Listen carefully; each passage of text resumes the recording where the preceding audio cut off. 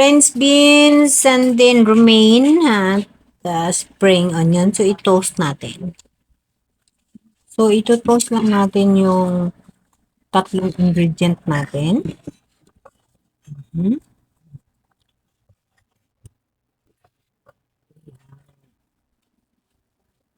So, ito na siya. Ilagay natin siya sa ref.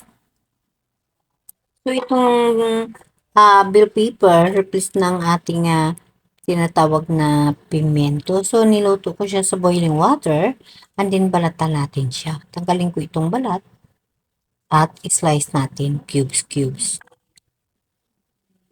So, ito na yung ating bell pepper. Slice natin cubes.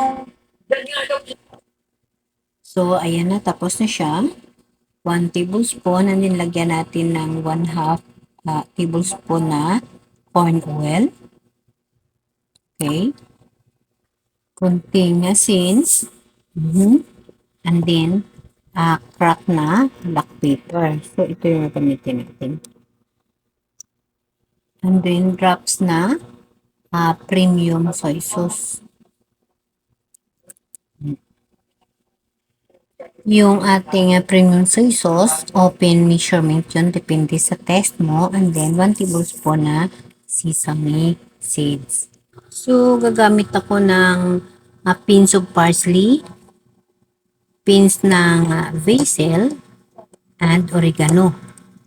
So, gagamit ako ng apple cider, ngunit drops only dahil matapang ito. So, ayan na, nalagay ko na siya. So i-mix lang natin ng maayos. And then, maglagay tayo ng kaunting lemon juice. Unti lang ilagay natin. Mas matapang yung apple cider kaysa lemon juice. So, yun. Ayan. So, i-mix natin ng maayos. Ito yung ating dressing. So, ito yung ating sesame French bean salad. So, ito-toast lang natin yung ating sauce. Yun, see? Okay guys, thank you for watching.